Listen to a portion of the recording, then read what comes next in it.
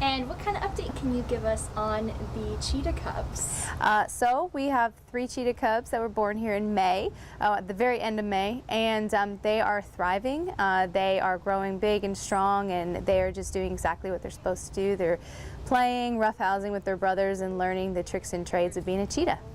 And I think since the last time we talked to y'all, they have received names, which were picked out by the people of East Texas, voted on. So what are their names? So it's Patrick, Jalen, and Tua. They are some of not only our keepers' favorite quarterbacks for football, but also some of East Texas's favorite quarterbacks. Patrick Mahomes. Absolutely. And can you describe their personalities? They're all very different. They're very independent. I think that definitely is great for them to be that way. Their mom is very sociable, so they kind of took on that trait. They love their keepers, and we just started training with them, which is great, doing it at such a young age. They tend to be more like sponges at that age, so our trainers are really focusing on a lot of their key behaviors that we'll be using as they get older, and so they're all just very sociable, independent little things, and honestly, they're just great to work with. Awesome. And obviously they're not learning things like lay down, roll over, sit. So when you say train, can you walk me through that process and what exactly you're training them to do? Yeah, so one of the things is actually laying down. So a lot of our cheetahs, a lot of the medical stuff that we do with them requires them to lay down so that they have a nice kind of balance. So what we do is we train them for frontline, so just like your pets at home, we give them flea and tick stuff. So we do that voluntarily, and so for them to lay down is a great, it gives us great view of their back where we need to put the front line. Another thing is targeting. So a lot of our animals, in order to get them to go places that we want them to go, they kind of like to learn, we like to kind of show them how to target places. So a big thing with your dogs or cats at home, you can also do this, and people don't necessarily know that they're doing it, but they're doing very good training with their animals at home. So targeting is a very important aspect of our cubs as well as our animals as a whole here at the zoo. All right, now let's switch gears a little bit and talk about the enrichment tree. So from my understanding, this is just kind of a way for y'all to put out into the community some things that you might need, and obviously around the holidays, it's gift giving season, so just kind of telling people what you might need. So what started the enrichment tree, and what are some of the things on the list?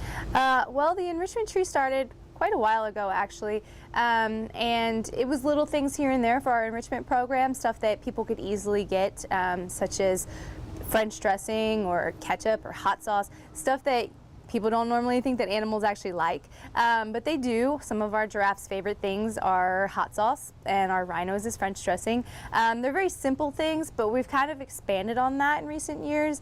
Like for our cheetahs here, we love boomer balls, big balls they can play with. They're harder so that they don't have to, we don't have to worry about them puncturing them or anything like that.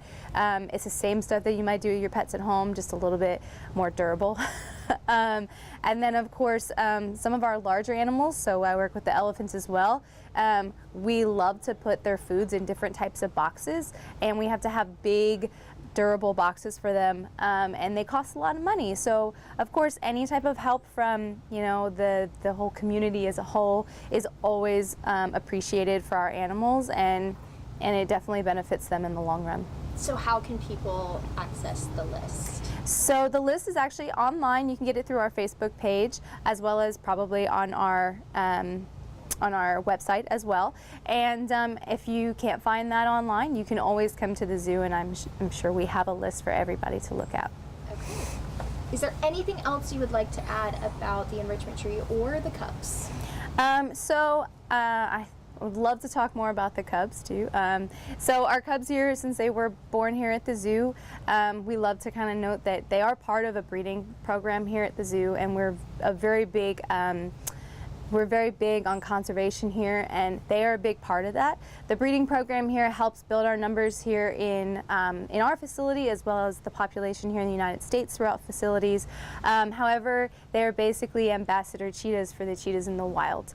The population in the wild is currently rapidly declining. There's only about 10% of the initial population left in the wild. So about 100 years ago, there was over 20,000 cheetahs in there in the wild, and now there's only about 7,500 cheetahs left in the wild. So our cheetahs are great ambassadors for that program. They basically can educate the public in what's going on in the wilds and hopefully help those cheetahs come back from the brink of extinction.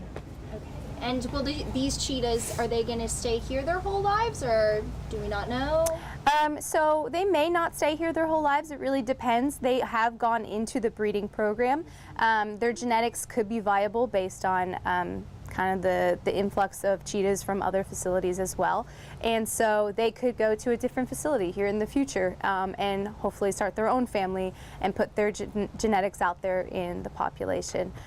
So it's really exciting to just see where they kind of end up. We have cheetahs coming in and out of our facilities, so we always have the opportunity to hopefully continually build our population here.